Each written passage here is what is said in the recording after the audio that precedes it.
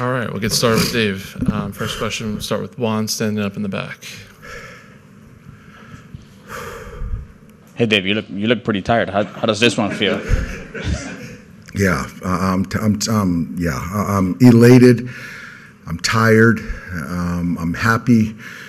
So yeah, I'm just excited. I'm proud of our guys. You know, this was we talked about this series. It was going to be it was going to test us. You know, and we fought. We didn't relent, not one time. And I just couldn't be more excited for this ball club. What can you say about Yamamoto just kind of setting the tone there? He set the tone.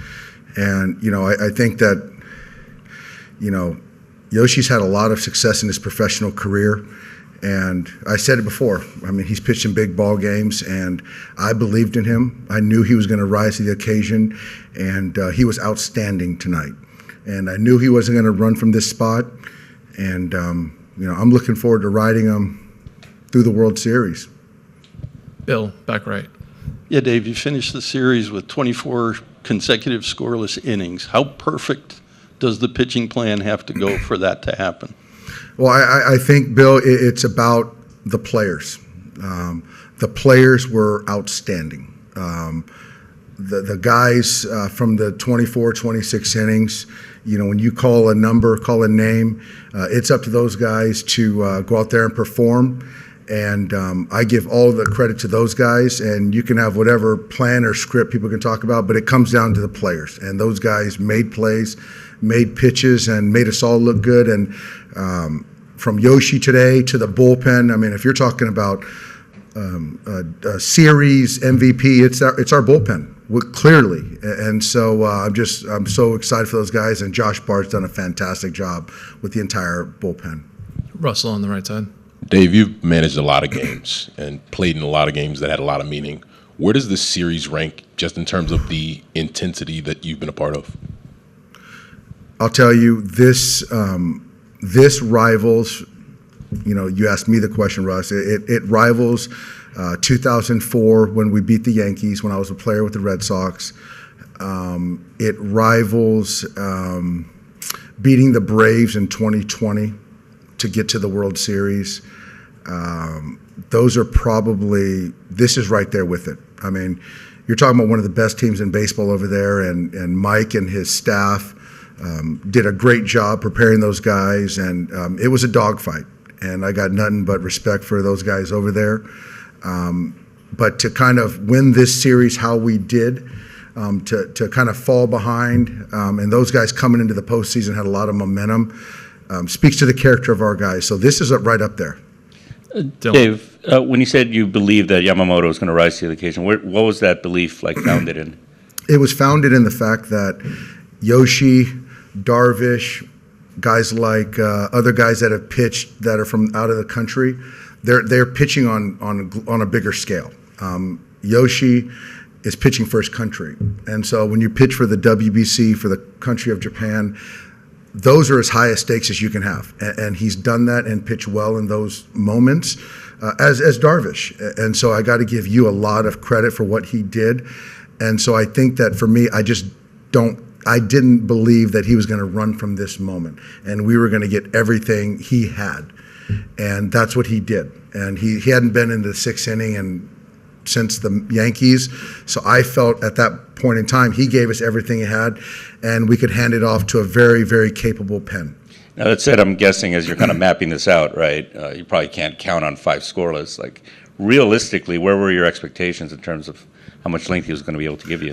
You know what, honestly, Dylan, I just had a lot of different ways the game was going to go. I didn't know if it was going to be scoreless, we were going to be behind, we were going to be ahead, how it was going to look. So I think for me, I just had a lot of different ways and a lot of capable guys in the pen. But like I told you guys, I believed in Yoshi from the outset, and he performed just admirably.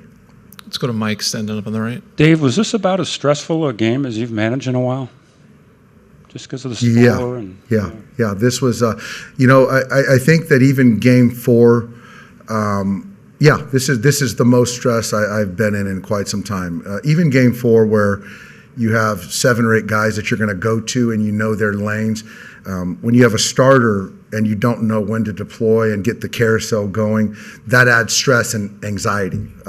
So with that and what was at stake in a team that had momentum and kind of took care of business against us 2 years ago, it was a huge series. And so I felt that kind of gravity. I did. Does anything Kike does in October surprise you anymore? No.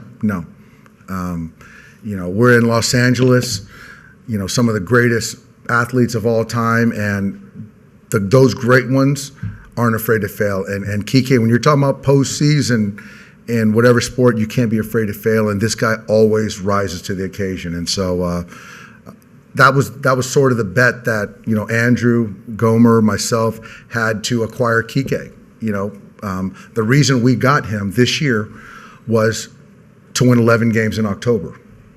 Let's go to the second row on the left. You sort of already answered my question about Kike, but just what's the difference for him from the regular season to the postseason? What do you see that's different? The difference is he understands that this regular season is a long season. The focus every day seems to be tougher for him.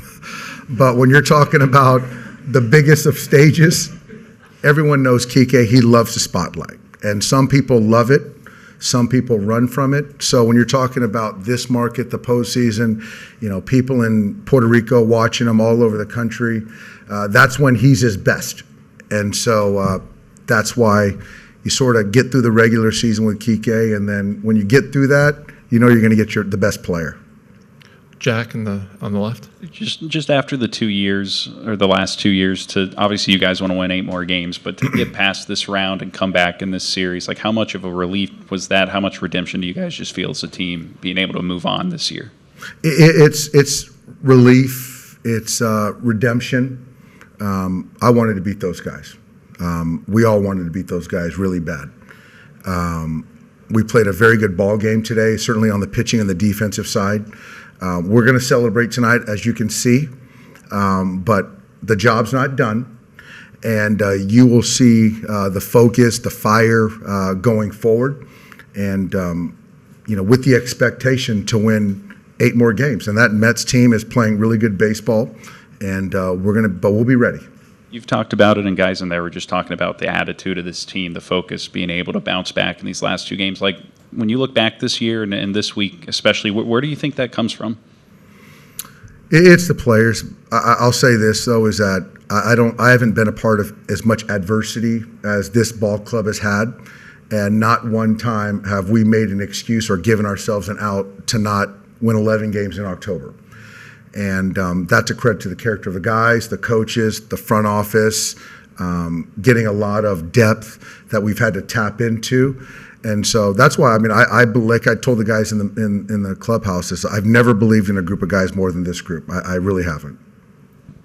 We'll take 2 more. We'll go to Barry, and then we'll finish up with Juan in the back. Doc, congratulations. What can you say about an organization that goes out and spends the kind of money and acquires the type of players they do to put you in this situation? Basically, it puts you in a situation to win the division every year, and it gives you a shot in the playoffs every time you go in it. Yeah, it's I can't say enough about Mark Walter and the entire ownership group. And you're in a big market, and they're just as competitive as we are. And so to give ourselves a chance every year to win a championship, that's all we can ask for. Then it's up to us to go out there and perform. And so I'm very grateful to be in this position. You think that gives you an edge over teams that have lesser resources? Because as it turns out, the top 3 spending teams in baseball are still left in the playoffs. Well, I think every year is different. I really do. So I don't know how it was last year, 2 years ago. This year, honestly, Barry, the only thing that matters is we're ready to play, and we're ready to win 4 games against the Mets. And so I'm not thinking about payroll. I'm thinking about our 26 guys and beating the Mets. That's it. Yeah, I think to your list of playoff series, you'd probably want to add that 2021 Giants series too, huh? That's right, yeah. We'll finish up with Juan, straight back. Dave, what happened with Vesia, and how's he doing right now? Yeah, so he was going to go out there and start the 8th, and he said he had a cramp, and so obviously it was a no-brainer to take him out of the game. We're going to get some scans, MRI. I'm crossing my fingers that it's not any type of intercostal or oblique situation. I hope it's just a cramp, but we haven't got it tested, and I don't know. All right, Dave, appreciate the time. right. Congrats Thank you, on- We'll guys. see you at the LCS. Thank you. Start on the left side. No, we need the microphone. Hey there. Hey. What is it with you in October? What's going on with you? I like Halloween. You seem to flip a switch. Is it the focus? Is it the moment, the spotlight, the intensity? I believe it's a little bit of everything. And, I mean, I've said a lot. These are the games that we've been dreaming of as kids. And I got spoiled very early in my career to get the experience and get the opportunity to do this a lot. I think this is my 9th postseason now, so it gets a little easier as you do it over and over again, and it allows you to realize that it's the same game. You know, the intensity and the importance of the game is it gets a little enhanced, but I don't know. I don't know if it's because I'm Puerto Rican. I don't know what it is, but it just brings the best out of me, and I'm glad that it does. Stay on the left side. You said before the game that you kind of visualized, like the night before, success. Like, what were you visualizing last night? Kind of that, but the bases were loaded. I saw that my really good friend Francisco Lindor hit a granny, and I didn't realize that there was only 2 or 3 players ever to hit multiple grand slams in a postseason, and I was just, all right, well, I've already have one, might as well do it again, and I just visualized over and over again. I visualized myself. I put myself in every at bat, nobody on. Runner at first, runner at second, runner at first and second, bases loaded, all these things, and I just saw myself having success against every single pitch that Yu has. Yu has a lot of pitches, and that's why he's so tough, and he has really good command of everything. But it's very easy to see yourself failing in the postseason, and the anxiety, the self-doubt, all these things start creeping in your mind, and that's why I'm such a strong believer in the power of visualizing the night before the game, because as human beings, when we're alone with our thoughts, it's usually at night in bed, and it's normal to every once in a while doubt yourself and things like that, and that's where visualization comes into play. Whenever those thoughts creep in, I just visualize myself having success over and over again. And it's almost like you get to the field the next day and you've already seen the day happen. So nothing overwhelms you. No moment gets too big. And I got a guy right here that likes the moment too. So, Hernandez. I'm glad we're both on the team. I'm glad we have the same last name. I'm glad the accent goes over both A's, and I told him before Game 4, never been done in the history of this game. 2 Hernandez going deep in the same game in the playoffs, and it didn't happen that day because we didn't need to, but it happened tonight, and we're drinking Gatorade because of it. Straight back. Kike, you mentioned Yu has lots of pitches, 7 different pitches. Were you hunting first pitch fastball in that at bat in the second? Who's talking? Duarte. Oh, no, I was actually sitting on a curveball. Yeah, I was looking for that pitch and that pitch only, and he gave it to me, and I didn't miss it.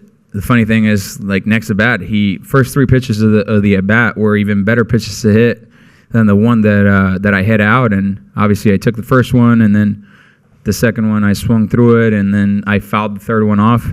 But he started messing with my timing. I had a pretty good at bat against him, Game 2. And obviously first pitch homer in my first at bat tonight, and he started messing with my timing. He kind of started getting a play out of Johnny Cueto's book, where he did the double hesitation and kind of threw my timing off. First pitch I took it because it was kind of hard to tell when to start my leg kick, and once he did that, I was like, all right, shut it down. And then second pitch, he threw the really slow curveball, and then I missed a sweeper right down the middle. And after that, he has a big mix, and I got the strikeout. But I mean, that's a great ball club they have over there. I didn't expect that all we needed to do was just score one run to win tonight. But as big as my homer and my run was, I believe his was even bigger, just because it gave us that much more breathing room. And obviously our bullpen is gross, and I'm glad we don't have to face those guys. Next one for Kike or Teoscar. Eric. Not everybody at the same time. Eric on the right. What did you guys see out of Yamamoto tonight, like specifically? What do we see? Dominance. Surprised? No.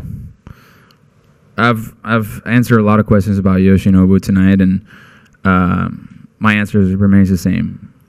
The team gave this kid that much amount of money, not because this is not the draft. He's not like it projects that he's going to be one day he's going to be great. He is great, and what he did tonight, that's who he is. And we're not surprised whatsoever. Game one didn't go his way, but this is a beautiful thing about baseball. You get to do it all over again the next day. In his case, it was, 5-6 days later, and he did his thing. Everybody has a bad game, and he did that in game one. He didn't have his game, and he came out tonight. He got the chance to redeem himself, and he did not only that, but he put us in a really, really good spot to win the game. Shout out to Keith Pine for getting all of us ready to play tonight and play the rest of the game, and hopefully win the World Series with him. Mm-hmm. I mean, I said it earlier. Yama was going to be one of the best games that he throw this year, and we saw it today. He was amazing. I said that he was going to have a big game, and he gives us the chance to score 2 runs, and that's all we need. Like Kike said, that club is really good, but shout out to the bullpen. Bullpen was amazing today, and I think that was the key for us to win this series, the bullpen. We'll go back to the back row again. Yeah, Teo, Kike has talked a lot about visualizing the moment, and that's how he's been able to have success in the postseason. You had clutch moments all year long. Obviously, you tasted the postseason with Toronto, but totally different, obviously, this year. Kike is a visualizer. What's been the secret to your success so far in the postseason and those big clutch moments that you've had this year? And describe the atmosphere for me. Kike's been through a lot of decisive games here at Dodger Stadium, but this was your first one. I mean, for me, it's more not running away of the big moments. I know I'm not going to have success every time those big moments came.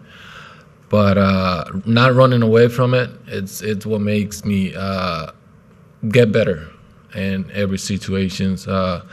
I learned how to control my mind, my emotions in those big situations, and just not trying to do too much, and do the things that I know how to do, is to play the game, and just trying to get a good pitch and put it in play. I know if I hit the ball, it's going to be a big chance that it's going to be a positive way. So not running away from the big moments, I think, it's what makes me a little better in those situations. Russell on the right. Kike, you guys have played a lot of baseball as a group over the years, even your first time here in LA. Do you feel like this journey, even though you have more to go, feels a little bit different than other times you guys have gone through the postseason? For me personally, or for the team? For you. Repeat the question, please. Yeah. You guys have played a lot of baseball as a group, but from your experience, do you feel like the journey to get here felt a little bit different with the injuries and some of the other adversity you guys had? Yes and no, because obviously I've been here a long time, and for the most part, on paper, we have the best club in baseball. And I don't think as far as like injuries and adversity, it goes it runs as deep as this club this year. Because obviously you look at our 40-man and you look at our technically non-40 mans because they're on their 60-day IL, and we have like, I don't know, what do we have, like 8-9 starters that are like impact starting pitchers that are not with us right now because they're injured. Any team can go through that and just be like, and just have like that as an excuse to why they can't have success or anything like that. And I think all the credit goes to the front office, to the way they build this team, to the scouting. I've always said it. The unsung hero for this organization is the scouting department. Every year, it seems like a rookie that's a homegrown rookie comes in and gets the job done and helps us, navigate what you need to navigate through to get to the postseason. And every year, it happens to be a huge rookie contributing and helping us get to the postseason. But this year, man, like whether it was free agency or trade or waiver claim, whatever it was, it just seemed like we kept adding on the right piece after right piece after right piece to get a ball club that's not just a complete ball club, but has the character and the sorry again, but to have the give a fuck that it takes to endure a 162 season and then come here and play that team that, we won the West, yes, but that team they're stacked, bro. Like, they're stacked, not just rotation, but lineup and the bullpen and defensively and the way they run the bases and the way they play the game. Like, it's a hard team to beat in October. And credit to the front office and all that for putting this team together to put us in a spot to succeed. And, whether we don't have the starting pitching or whatever it is that makes people doubt, inside those doors, inside those walls, we don't really care. And that's where, like, not giving a damn comes into play of, like, I don't care what anybody says. I don't care what it looks like. We're all in this together. We believe in each other, and we're going to do whatever it takes to win a ball game, to win tonight. And it doesn't have to be pretty. We just have to, at the end of the day, get to drink a Gatorade and move on to the next day. And I think that's a testament of what we did this series. Winning game one, having to come from behind game one. Game two, it was a weird game. They played unbelievable defense. And then, things happened where the game had to stop and, things got carried away with Profar and the fans. And then I think something happened with Merrill too. But, going into game three, they take that huge lead early. And, in the past, we kind of put our tails in between our legs and go through the motions. But no, that day we said, F that. Like, he had the big granny, put us within a run, and we fell short. And guess what? We don't care. We're going to come in tomorrow and we're going to punch you right back in the face. And that's what we did. And we kept adding on. And the bullpen, obviously, with a bullpen game, 9-0s. And then coming into tonight, of course, Darvish, pitched a great game two. And then came here, game five, not needing to make an adjustment, but he did. He made an adjustment and he kept us kind of like off balance. And we really didn't do anything. We just had two really good swings. He made two mistakes. And the other mistakes that he made throughout the game, we didn't make him pay for it. But obviously, we only needed two big swings tonight. And credit to the bullpen, credit to Yamamoto, the pitching staff, credit to Will Smith. Like, I don't think we gave a run past the third inning, maybe, of game three. And I don't want that to go unnoticed. Like, the pitching staff, Will, everybody. If it wasn't for the pitching staff, we wouldn't be here drinking Gatorade now. We'll take one last one straight back. This one's for, both of you, either of you. You can go first, because you've been here a while. So after you guys, fell behind 2-1 in the series, there's kind of a lot of talk about, the clubhouse still being confident, still being positive. I was wondering tonight, as you got closer and closer to, clinching, when Kike got you on the board, when Teoscar, you got the insurance, nearing final out. Hey, Tony, let's go, baby. Let's go, Vanda. Just what was the energy around the dugout and around you guys like as you got closer to this final goal? I mean, it was.